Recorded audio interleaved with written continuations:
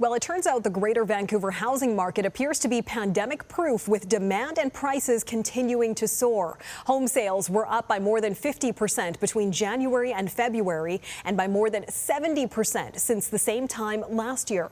With more on what might be fueling this frenzy, we're joined now by real estate professional Ollie Neitzel. Ollie, good morning to you. Thank you very much for joining us. Good morning. So from your perspective, where are we seeing the biggest demand, and from what you've seen, what kind of properties are the most popular? I would say that, detached homes, you're seeing the most activity. Townhouses and condos are moving, but definitely not as fast as detached homes. Different parts of Greater Vancouver are seeing more activities than others. Out in the Tri-Cities, there seems to be quite a bit of activity with detached homes. And then you go somewhere like White Rock and you're looking at the condo market out there and townhouse market out there, and things are really slow. So there's definitely lots of opportunity in some places versus others. So in terms of what's behind this and who's buying, do you think more people are taking advantage of working from home during the pandemic and maybe looking for bigger homes with more space?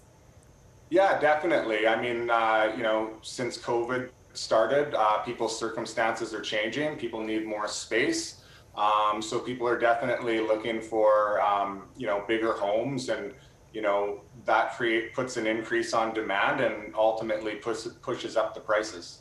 Is there a particular demographic that you're seeing mostly behind these purchases, or is it a range?